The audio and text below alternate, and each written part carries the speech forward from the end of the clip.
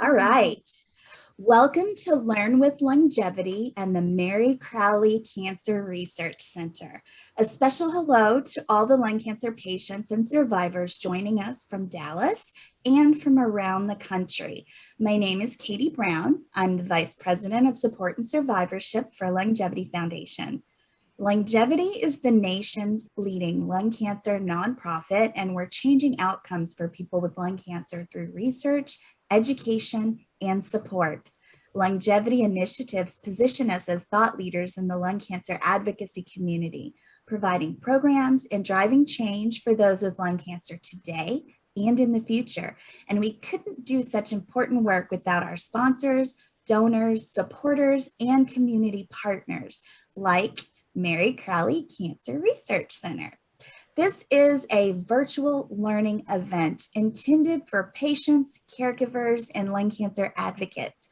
Please remember that this session is informative in nature only, and our staff and our expert speakers cannot offer medical advice. And please consult your doctor and healthcare team about anything and everything that you learn here today. Also, please use the chat feature to ask any questions at any time or to provide comments and feedback. There is a LUNGevity staffer monitoring that activity in real time, and I think there's some Mary Crowley Cancer Research Center staffers too. We will introduce our panel and ask each to share a little bit about who they are and what they do, and their full bios are attached to the agenda. You can find that attached to the agenda, or you can look on our website. And so I would like to start with Mr. Jose Perez. Jose, good morning. Thank you for joining us. Thank you so much. Yes, can you share with our viewers and listeners a little bit about who you are and how you're impacted by lung cancer? Sure. Thank you again for the invite to join the panel. My name is Jose Perez, 67 years old, and I don't know that that's important or not, but I am a lung cancer survivor. I was diagnosed with stage 4 lung cancer October of 2019. I went through the rigors of chemotherapy, 6 months. I went through 6 weeks of daily radiation, followed by immunotherapy, which helped a little bit, but some of the cancer did start coming back. Not only is cancer was in my lungs, my lymph nodes, my pelvis area, and in my spine. About October of last year, I was able to come on as a patient there at the Mary Crowley Research. So I've been treated there since then. We've seen some wonderful results. I am a man of faith, and I thank the good Lord for the breath of life and for the science that He's afforded us to be able to share with that. And so I don't know how much more or in depth you'd like me to go with that. Well, I think that's perfect. And I have actually some more questions for you that we'll wait until we get through the introductions, and love to learn a little bit more about your survivorship. Thank you for being here today. Thank you. Next, I would like to introduce Zoe Sai. I hope I said that right. Yes, wonderful. Thank you. Thank you for this opportunity. I'm excited about this. So my name is Zoe Sai. I'm one of the nurse practitioners here at Mary Crowley Cancer Research in Dallas, Texas. I've been part of the DFW oncology community for the past 15 years. I've worked in gene oncology, in palliative, and also in hospice. And here at Mary Crowley Cancer Research, we are involved in early phase clinical trials in both the solid tumors and also some liquid tumors. I function here as a sub-investigator on all of our trials that we conduct, probably all of them except pediatrics. And I'm part of the enrollment team that's involved in trial selection. And I also manage the patients that are on the trial. And so I'm excited, and thank you for this opportunity. That's wonderful. Thank you. And finally, Miss Jackie Castillo is a social worker with Mary Crowley Cancer Research Center. Jackie, can you introduce yourself and your role at Mary Crowley? Yeah, thank you so much, Katie, for having us today. My name is Jackie. I am the clinical social worker here at Mary Crowley. I have been a social worker for about 10 years now and working specifically in oncology for the past 5 years. I am the main and only social worker here at Mary Crowley, functioning with various things of dealing with barriers like financial, lodging, and of course, psychosocial. Excellent, excellent. Okay, so I would like to start with our survivor, Jose. So Jose, what did you think about clinical trials before starting this one? Had you done clinical trials before, and how did that get brought up? Yeah, thank you. This is my first go around with research. I didn't, obviously, I was pretty much in the dark or ignorant of the benefits of the research, and it was brought to my attention as a resource and something to resort to, since I had already gone through the routines of chemo and radiation and immunotherapy and all those, and I didn't want to visit those resources again. So my oncologist, Dr. Olivares, is the one that mentioned it to me as a possibility. And of course, I would have to meet all the markers and everything else that the pharmaceuticals were looking for. There was no guarantee that I would be able to be matched with somebody, but I was very optimistic that I would be. And so I did encounter, you know, the doubt, you know, because there's so many unknowns with the research. I don't know exactly what and how it's going to work in my body, but I'm glad to say I'm here and certainly have had some positive results. That's excellent. Did you have any misconceptions about clinical trials? I know, we support a lot of patients who might have a different idea of what clinical trials are. And we have to let them know that clinical trials can be viable treatment options. Was that something that you experienced too? A little bit, but my wife, before she retired, worked for a rheumatologist in research. Okay. So I had some knowledge of it, not a whole lot, not from obviously the patient perspective, but I did have some from her experience in that. Okay, that's good. That's really good. It's great that you can talk to somebody that can, And share I with. apologize for the background noise here. We are all zooming in from home. Well, Okay. a couple of us are zooming in from our Okay. home offices. So it's the nature of the world that we live in. So no worries at Thank all. you.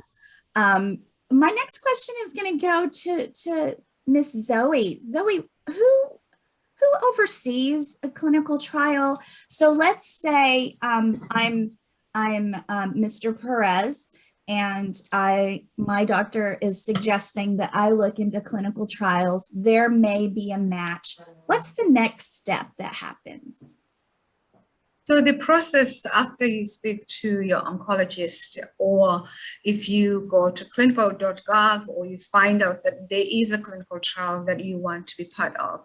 Here at Mary Crowley, we have a process that you contact our administrator, and after you contact the administrator, we take over when we get all the paperwork. What we are trying to figure out is all the information, the prior treatment that we have received, everything that has been done up to now. We are going through as the enrollment team before you even come in to see us. So once we have that information in and we feel that you are a good candidate, that's when you are brought in to meet with our medical oncologist. And that's the consultation.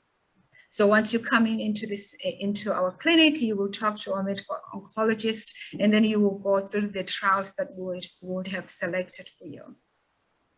Once that is done, and there's an agreement with both your primary oncologist and our oncologist, we will bring you back to do the screening. This is where I come in to do the screening and go through the consent, which we can talk about that later. So that is the process. And once we do the screening, and the screening part is really going through part of the treatment that we are signing you up for. We'll give you why we are choosing that treatment for you. We'll go through the risks. We will go through the logistic of the trial. And once you agree, then you can sign the consent, which is really a consent, not a contract. And when that is completed, we can run all the tests that are required by the protocol that we are signing you to. And if everything matches the protocol, you are the right patient for the right drug at the right time, then you are on the study. And then we will monitor you. I think that's in a nutshell. Yeah, I love that. The right patient for the right treatment at the right time. I love that. I'm going to write that down, and I'll probably use it again. So I do have a question though. Oh, if you're looking in the chat, folks, there is a link there that says if you would like more information on the clinical trial process at Mary Crowley Cancer Research, you can visit them at www.marycrowley, that's Mary, CROWLEY.org. And I'm just reiterating that for our folks that are going to be listening in to playback on Spotify. So we talked a little bit about what those next steps are, but I'm hearing something about how you have to qualify or have certain criteria for a clinical trial. Are there things that can disqualify you from participating in a clinical trial? Can one of you explain how that works? Well, I think the challenge that we face every time in the barriers in clinical enrollment, it's really repeating these words that we need the right patient at the right time and the right drug. So which is very, very difficult.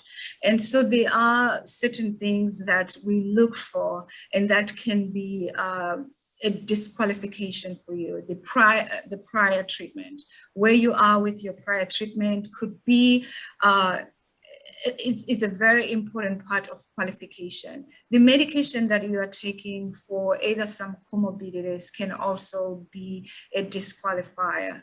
We also have the organ function, which is a big thing, your organ function, how your kidneys are working, how your lungs, how your heart is working. All those things are put into consideration, including your performance status. But the good part or the comforting part is that we have a team here, especially here, that is working to make sure that we can overcome those barriers. The things that needs to be fixed can be fixed prior you coming to the trial. We also work with the primary oncologist to make sure that all the requirements are met, and on the things that we can, because as I said, the challenge is finding the right patient at the right time with the right therapy. I think one of the things that I would add to what Zoe kind of explained is that behind the scenes, there are a whole host of team and people just looking at the trials that we have available and working with the physicians. So once the physicians come in, they identify the trials for you, then there's a team of people that's going through the protocols and what will qualify and disqualify a patient and making sure that it matches the criteria. And the entire process, they're still continuing to look at that because things change, like lab values, you know, how a person is feeling day to day. So they're constantly reevaluating that. So what I see as a social worker is a whole host of team that the patients probably will never see that are working behind the scenes, figuring out how to get that person onto study. That's amazing. Lots of moving parts for sure. I guess let me take a couple steps back. what happens to your oncologist if he recommends a clinical trial? Do you go to a different oncologist? Do you lose your oncologist? This is a question that was sent in online, and I think the hesitation is this patient is afraid to lose her oncologist. Does that make sense?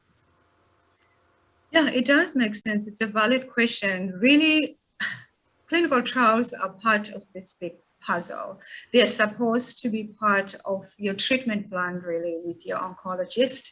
And most of the time, the patients are able to keep their oncologist because we want to work with oncologists so that if they, at any time that we need to revisit the standard of care, we do have the oncologist. Unfortunately, we do have some patients that we get here that really don't have an oncologist because they have had some miscommunication, or they come in and say, they've given up on me. They said there's nothing else that I can do. So I don't want to go back to that oncologist, which is very unfortunate because when you have a treatment team, you have to be able to trust them and they have to be able to walk through with you with this journey. So getting such patients, we try to find another oncologist for them. It rarely occurs, but oncologists can stay with you because there is an overlapping of care. When you go through this trial, you sometimes progress on the trials and then we want to revisit the standard of care. So it's easier if you have an oncologist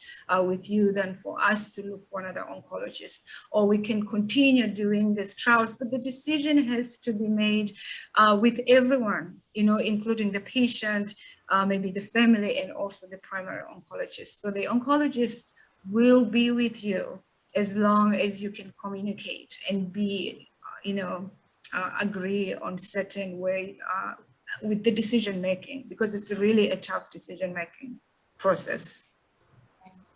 Right. For me, I was fortunate that my oncologist also practices there with the Mary Crowley Research Hospital, Dr. Olivares. So he was a wonderful, soothing transition from seeing regularly my oncologist to now a whole team of doctors. He quieted whatever nerves I may have had or apprehensions. He's there as a resource. If I want to see him and I request him, then the staff there, will go ahead and let me. But I'm very comfortable with the staff and medical personnel that have attended me, and so we're moving along really smooth. And just to add on that is that most of the patients that we get here, we get through the referral from the primary oncologist. Very few people do self-referral. So we have the website for Mary Crowley. We know about clinicaltrials.gov. Do all oncologists know about clinical trials? And if you're a patient who is interested in exploring clinical trials, is that who you bring it up to? Do you bring it up to your oncologist? Do you go to clinicaltrials.gov? How do you find a clinical trial? Well, so there is a central database that everyone does have access to clinical trials that are happening throughout the country. However, the information is fast and it's fluid. So if you do have a clinical trial that you are interested in, then yes, you can bring it up with your oncologist. But the oncologists do have this information. But I think there is a room for improvement there because you have the information is going very, very fast. And we have a dedicated team here at Mary Crowley that goes out there to make sure that we can reach as many oncologists at the right time for the right patient and for the right therapy, right? So that's my motto today. It has just started because you have that information. I mean, everybody has that information, but like we say, the information is so fast and very fluid. So definitely you can go on clinical.gov, but on clinical.gov, sometimes the lingo is very, very overwhelming for some patients. So at least talking to your oncologist is a better way. But if you do not have an oncologist, then you can come to our office and come for consultation here. Okay. All right. Jackie, what are some of the psychosocial things that patients and their families might face when going into a clinical trial, or that you see patients face? Yeah, I think just kind of understanding some of the misconceptions and just kind of looking at what does it look like for me? Am I going to be doing a placebo drug, or am I going to be doing an actual treatment? For our patients, because we focus on phase 1 and phase 2, we primarily see a lot of patients who have progressed on their standard of care treatments. And so just kind of that anxiety and fear of what's next and what's that going to look like for me. A lot of my patients, some of them have had to stop working because they've been dealing with their cancer for some time and they can't work anymore. So dealing with the loss of income, the disability paperwork, what does that look like? How do I even start that process? It can be such an overwhelming process that knowing who to ask. Sometimes when I'm introducing myself as a social worker, most people assume that it's always associated with because I'm crazy or something's wrong with me, but that's not necessarily the case. We're going to be talking about a whole host of information, from transitioning over to things like insurance on Medicare, to understanding your rights as an employee and your rights through Americans Disabilities Act or Family Medical Leave, understanding how that might work if you're having to come into the clinic more often. And definitely the psychosocial, the anxiety, the making sure that we're addressing those real emotions that are happening.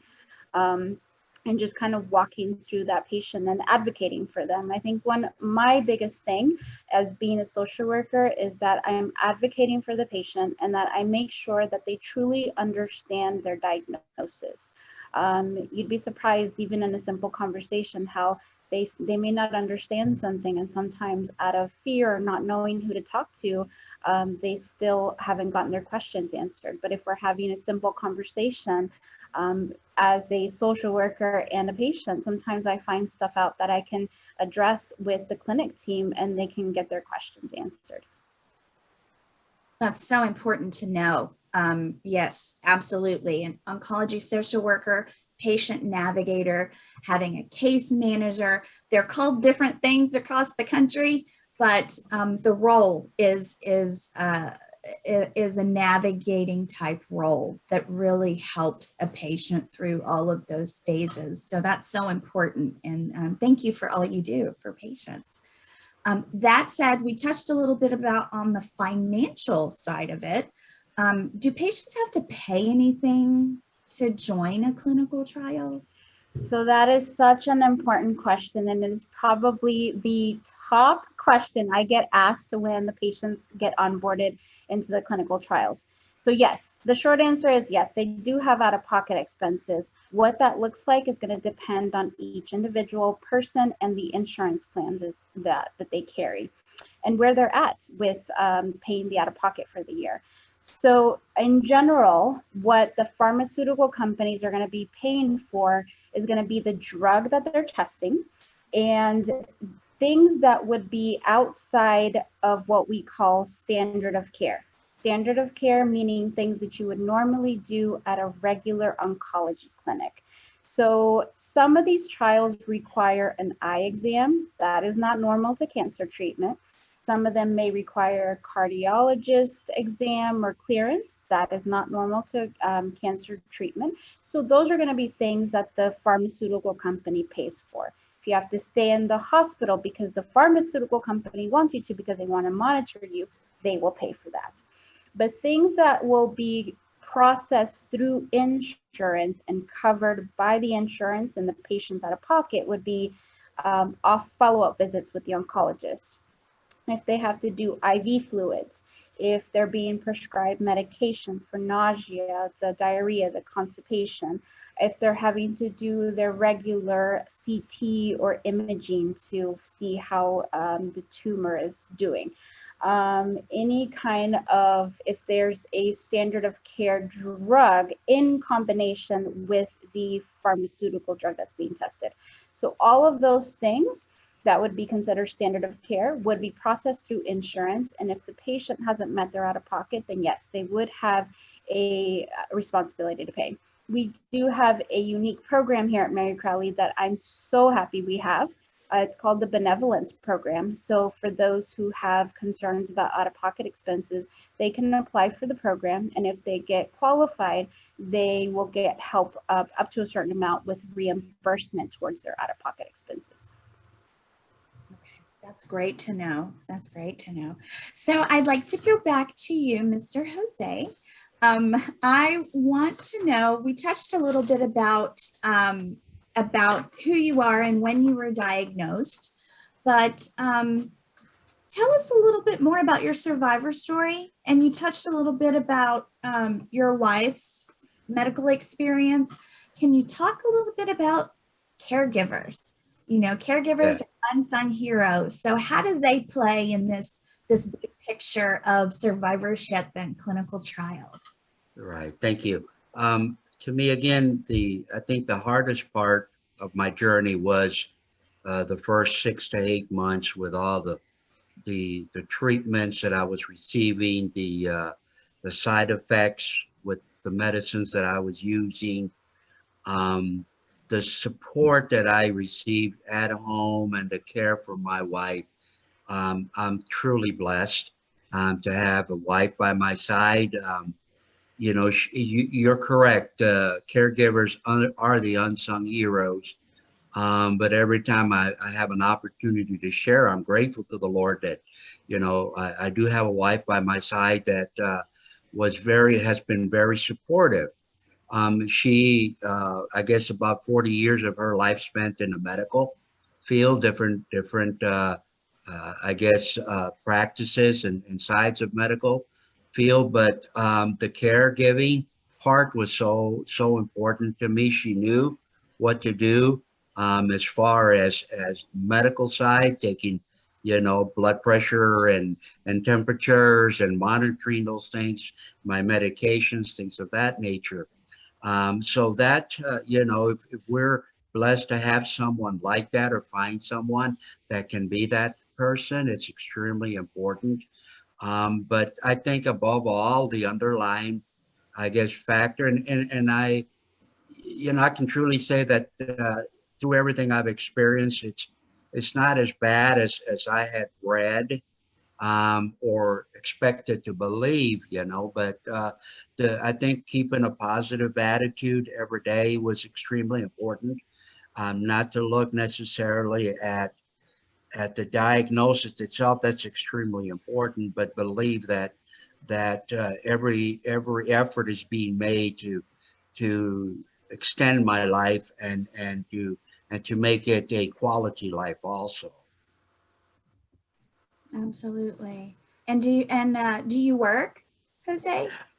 Unfortunately, after I had been employed 14 and a half years with a local company, because I went into long-term disability, they released me from my employment. So I lost that income. I lost a lot of those benefits that came with that.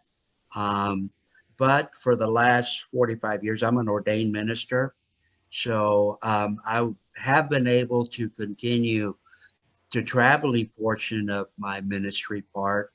That did not, it was placed on hold for just a few months while I recovered my strength. But we've been going strong, still travel the country, still giving workshops, seminars. But the secular work, that part of my life ended about a year and a half ago. And how are you finding support right now? Okay, right now, again, the support that I receive is from my family. You know, not just my wife, but our children, grandchildren, great grandchildren. My Wow. church has been extremely supportive. You know, the core base of friends that I've developed throughout the years have been very encouraging to me. Churches that I've had in contact with throughout the years of ministry have also been extremely supportive. So I consider myself very fortunate to have a foundation of a support group. And then, of course, the medical staff has been extremely supportive to me. Jackie has been just an angel to facilitate a lot of the things that are available to the patient. So for that, I want to thank everybody for that. That's amazing. That's amazing. So you said your children, I'm reading your bio. It says you have 17 grandchildren and 4 great grandchildren. That's amazing. Yes. For being so That's young, amazing. absolutely. Right, for being so very young. That's wonderful. That's wonderful. And what we're seeing at LUNGevity is survivors who are living better with lung cancer and survivors who are living longer with lung cancer. And part of that equation is clinical trials, because clinical trials have become viable treatment options for people with lung cancer. And I do know in our participants, I'm just scanning the names here, there are a few stage 4 patients on here that have been surviving lung cancer for many years. So you all are so inspiring and so absolutely hopeful to continue to share your story. So I'm going to get back to the questions. Thank you, Jose. Let's see. What about the ethical side of clinical trials? So there's always a lot of chatter about clinical trials and pharmaceutical companies and for-profit, nonprofit, data, all of that good stuff. Who oversees like the ethical part of clinical trials, and how do patients, how do we ensure patient safety? Yeah, I think that's such a great question. So there is a board, and for short, they usually call it IRB. It is called the Institutional Review Board. And so this is an independent body of consisting medical, non-medical, and scientific members. Their sole responsibility is to ensure the protection of rights, safety, and well-being of human subjects or patients involved in the trials. They review, approve, they provide continued review of the trial protocol and the methods and materials that's being used. So even before the clinical trials become available for patients to read, they have to be approved by the IRB. What is interesting that I found out, so part of this is making sure that they are reading through and agreeing and approving the informed consents. The informed consents are what the patients are reading to understand what the trial looks like, what they're going to be testing, and then the side effects.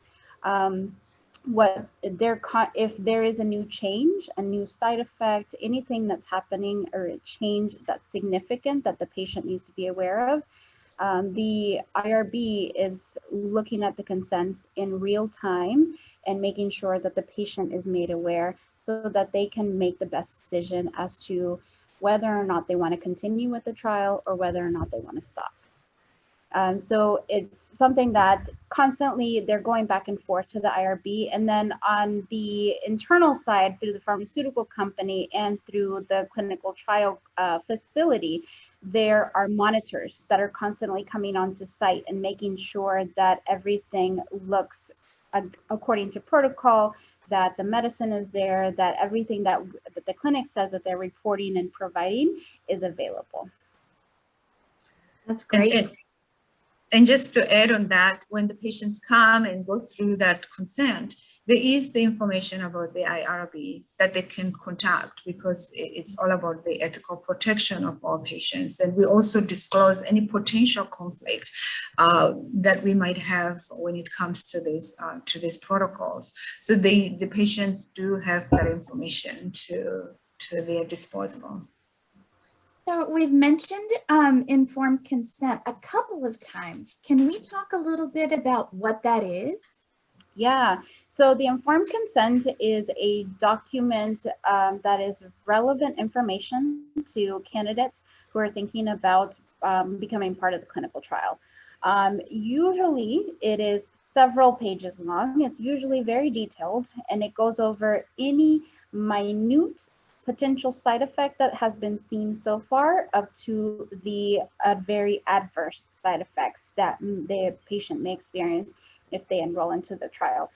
It also goes through how often they're going to have to come into the clinic, whether or not the trial is requiring a biopsy or if it's optional, how often they're going to be doing lab work. All of that is very detailed.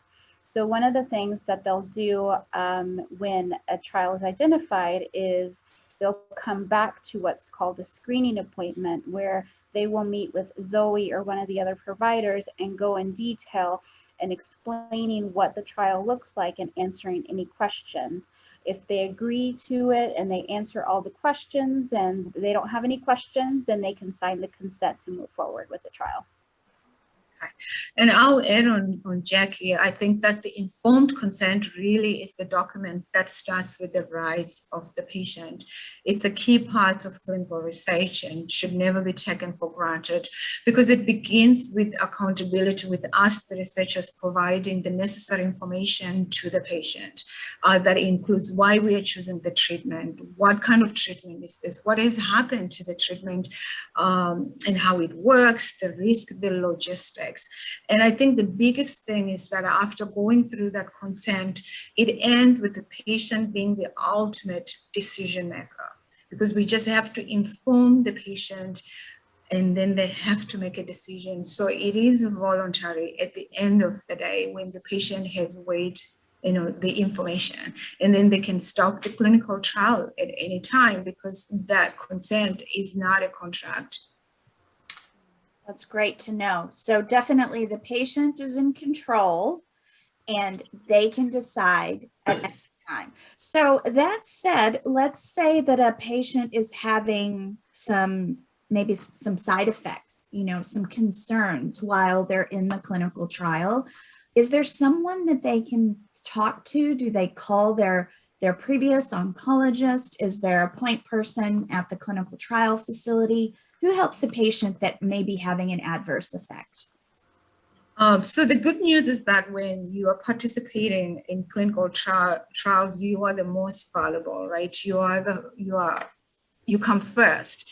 You are receiving high patient quality care that's personalized, and so we do have an approach here that it's really a pretty holistic approach in managing the patients.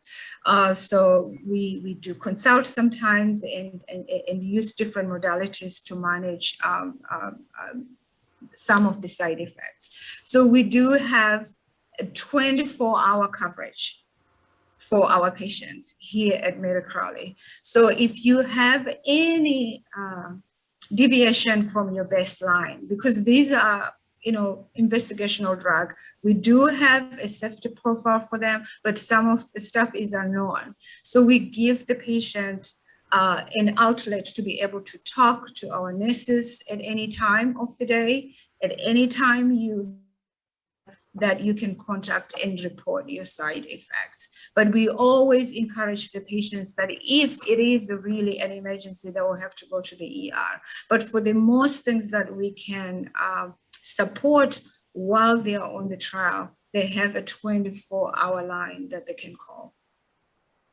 So they are never alone. They can report the symptoms to us.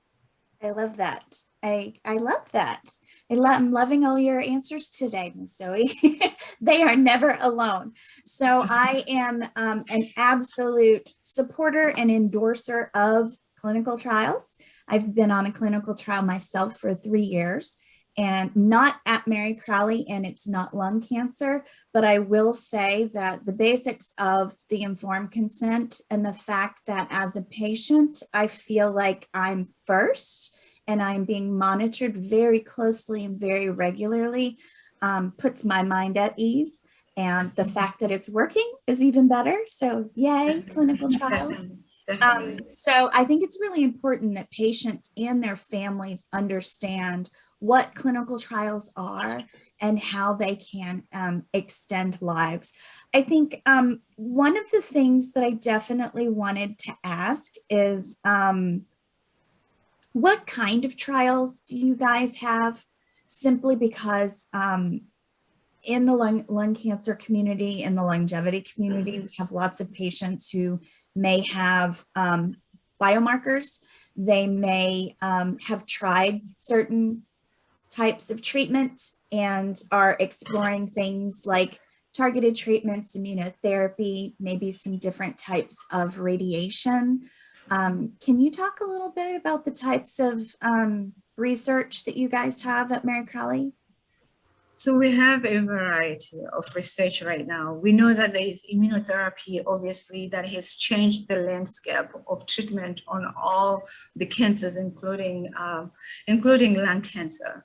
So we have the PD-1s, which are the checkpoint inhibitors that are the big one right now. But we do understand that only a few people are benefiting, and their long lasting it's not really as effective as it's supposed to be. So there's a room of improvement, right? The limitations that the PD-1s, which are the checkpointers, how can we support them? So we have a lot of trials that are looking into upregulating the T cells, because you have the PD-1, which are really inhibitory signals. All what we are going after is the T lymphocytes, right? Those are the cells that we want to be activated and then attack the cancer cells. So we have the PD-1, which is an inhibitory receptor, and then which is what I can go ahead and talk about what Jose Perez is on, because he was on PD-1 and did not get adequate response. So right now he's on a trial that is also immunotherapy, but it's working a little bit different because there's a complexity with our immune system as far as how you can regulate it. So you have the off and on switches and you need the balance. So PD-1, it's on the inhibitory side. You try to block that so that the cell can be stimulated and be able, T cells, to attack the cancer. He is on a CTX471, which is called a 4B11. So no, 41BB, which is a CD137. So this is a co-stimulatory. So the inhibitory and co-stimulatory. So if you can use in this setting, if you can use the CD137 to stimulate the T cells, then in case of Jose, things seems to be working fine. So those are some of the trials that we have. I think we have almost 4 trials that are working on the CD137.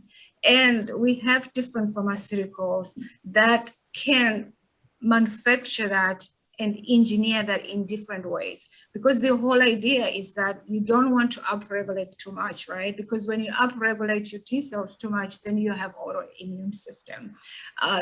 That is not good. So it is the balance. So that's where we are right now with some of the trials that we have about immunotherapy, but there are different players in the immunotherapy that are being tested. So if you go on our website, you can find all those trials that are actually live right now, and we're enrolling patients. But we also have some trials that are new that are actually targeting different, they're not even targeted therapy, they are actually working on the tumor environment, which is the acidic part, the pH. So we do have a trial that just came here that's about 20, I don't have my paper here, but we do have that trial. I think it's 2115 or 21 7 that has come to us that is very exciting because it's actually approaching cancer in a different way. You are approaching the acidity part of the tumor environment. Because before, traditionally the cancer, you were doing the chemotherapy and you're doing the targeted therapy to actually attack the tumor itself. And this with immunotherapy and the tumor environment, you're actually working on the environment of the where the cancer is. And this is an indirect way of getting to kill the cancer cells. I think one of the things that I'll add on to what Zoe kind of talked about is that what I see here and what I didn't realize when I got into the world of clinical trials is that at any given point, we can have over 100 clinical trials open with about 40 to 50 ready to enroll. So because we're working with primarily phase 1 and phase 2 clinical trials, the subset of people that they need to enroll is going to be a little bit smaller. And keep in mind that we're only one site where there may be other sites around the world, China, Australia, that are also enrolling. And so it can be very competitive. And so those clinical trials, while they may be open, sometimes they're closed for enrollment. And so that can get overwhelming too. And that's part of the reason that we really, really encourage that if you're interested in clinical trials, have a conversation with the oncologist that you're seeing. Let them know that you're interested because they might be able to connect you with somebody that can help you navigate that really complex reading material that sometimes can be very overwhelming for a lot of people that don't know that medical jargon. And so if you have somebody that can help you kind of be your best advocate, kind of like Jose does with his wife, and she kind of understood a little bit about the clinical trials, then you can kind of work through and figure out which one's the best one for you. So, Jackie, you mentioned phase 1 and phase 2, and a question just came in that says, what is the phases of a trial? Is that something that we can answer? Oh yeah, definitely we can answer. So the drug development in the clinical trial, it's really a very long process. So, it starts in the lab, which is preclinical, right? Before it comes to human subjects. So once the trial starts from the lab, go to the animals, and then it's approved by the regulatory board and also the IRB, the ethical board.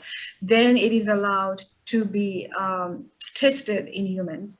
And that's when we come in, which is phase 1. Phase 1 is when the drug is new and it's being tested on humans. But however, now, because of the technology advancement and everything that's happening in the targeted therapy, you find some of the drugs that are in phase 1. Some of them are already in the market, but they are being combined for the first time, or they are being tried for the first time in that indication, so they are in phase 1. So there are different kinds of trials that we find here, and they're still called phase 1.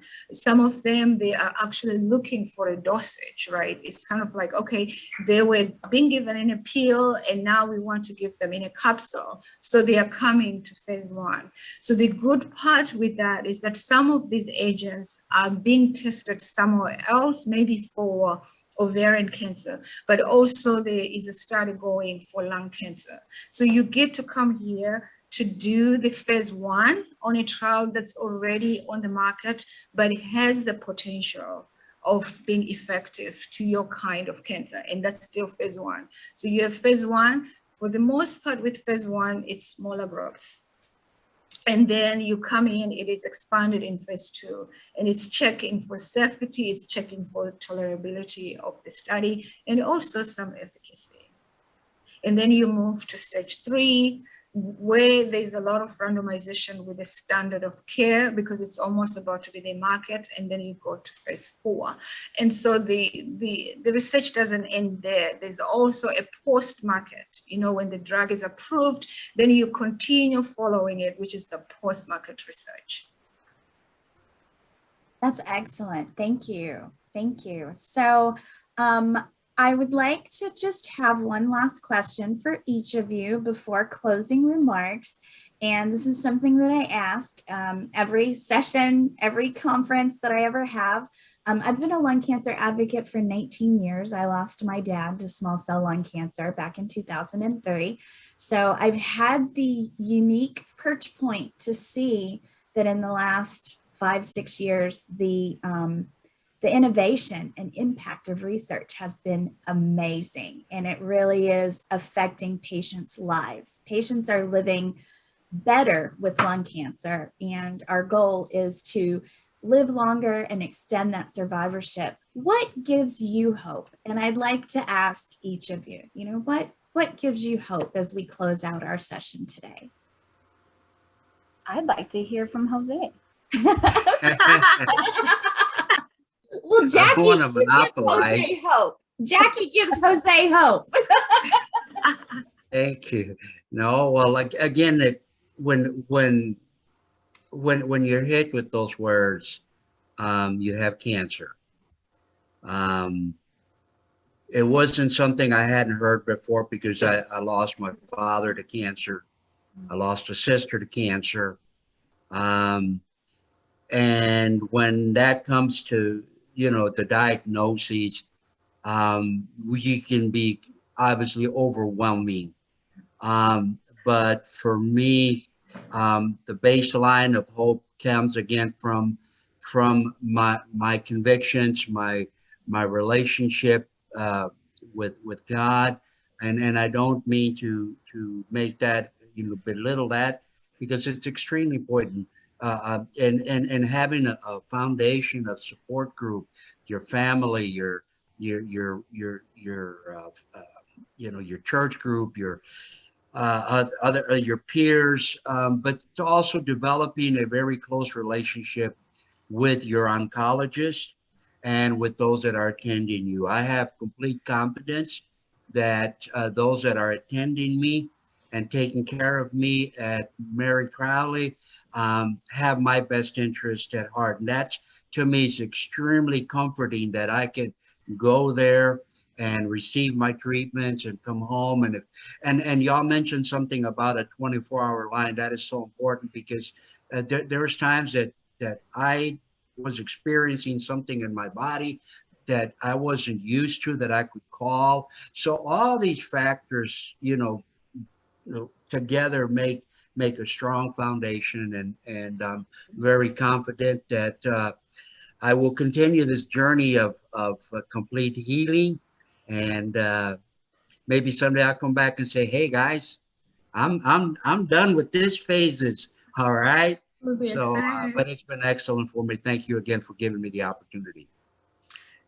So I'll go, Jackie, I'll go before you. So now that you mentioned hope, Mary Crowley is based on hope. We give hope here. That's our motto. Hope lives here. And this hope started with our founder, Mary Crowley, who dedicated her life to actually change cancer treatment fundamentally by practicing in this early phase clinical trial. So that gives me hope, and it gives me a new perspective every time when I deal with my patient. And obviously the advancement of technology that we have to our disposal now, that we can do this genomic sequencing. There's a lot of targeted therapy. I mean, talking to lung cancer patients, just in 1999, that's when docetaxel was approved. And it was approved on a placebo-controlled study because there was nothing else. It was like, you have lung cancer, that's a life sentence. And look at where we are today. So, hey, I have so much hope to continue, because there are so many scientists and everyone working tirelessly to make sure that we can overcome this disease. Yes. Yes. So I think that seeing patients every day come into the clinic and share their stories gives me hope. people like Jose. I mean, just the stories that they have to tell, what they have to share, what's led up to this point. They have been dealing with so much, and I cannot even begin to imagine, even though I listen to their stories day in and day out, what they deal with and the struggles and the emotions of roller coasters that they go through is unimaginable. And I think that one of the things that I tell patients, especially when they're dealing with a lot of anxiety, is what I love about hope is that the one thing that cancer cannot take away from you is hope. It doesn't matter what's going on at any given point, we can always have that. And I always continue to have that for my patients. Absolutely. That sounds great. I'm so hopeful today, guys. Can I just add this? Yes. Because this has been kind of like my mantra. All right. I have cancer, but cancer doesn't have me. Right. I love Okay. Absolutely. And to me, that's Absolutely. been, we talk about hope, Absolutely. friends. That's what it's Absolutely. all about. That's exactly what it's all about. Well, thank you all for joining us today. If we did not get to your question, or if you think of a question after the fact, please email that over to us. We may answer it in a future blog or a post or an article, or maybe even another session. I'm reading the chat and it says, and I'm going to read this simply because we will have some folks listening in and they won't be able to see it. This is from Jenny. We are so inspired by our patients like Jose and are passionate about bringing hope to all patients who walk through our doors. As Zoe said, our motto is hope lives here. And then the contact information for Mary Crowley, www.marycrowley.org, or give them a call at 972-566-3000. And to complement the services and resources that you find locally in the DFW area, I'd like to share with you a few national online resources for people impacted by lung cancer through LUNGevity. So as the field of lung cancer research and patient care advances rapidly, more people are now living well with lung cancer than ever before. And LUNGevity is proud of its impact on improving outcomes for lung cancer patients through a better understanding of diagnosis, treatment, quality of life, as well as driving research and policy reforms. We have a peer-to-peer lifeline support program that connects lung cancer patients and caregivers to mentors to get and give advice, encouragement, and hope. We partner with over 400 hospitals and facilities across the country and have a large database of survivor volunteers. So if you are a survivor or a lung cancer caregiver that is looking for a mentor, connect with us and we will find you a peer mentor. We also have virtual patient support meetups 4 times a week. And this is hosted by a survivorship nurse navigator. Multiple private patient groups, caregiver groups, all online, multiple ways for people to get involved in the fight against lung cancer. We also have different groups for different oncogene types as well, and also for those diagnosed with small cell lung cancer. In the 18 years or 19 years now that I've been a lung cancer advocate, I've seen a tremendous amount of progress in lung cancer research, and you've heard about some of that here today. We know long-time survivors whose lives have been extended by participating in clinical trials. Anyone with lungs can get lung cancer, and I want patients and their families to know that they don't have to go through it alone. Visit us at www.lungevity.org to get connected. Thank you all again. Thank you to our esteemed speakers and all the attendees who zoomed in from around the country. Keep safe, and thank you for joining us. Thank you. Thank you for having us. Bye.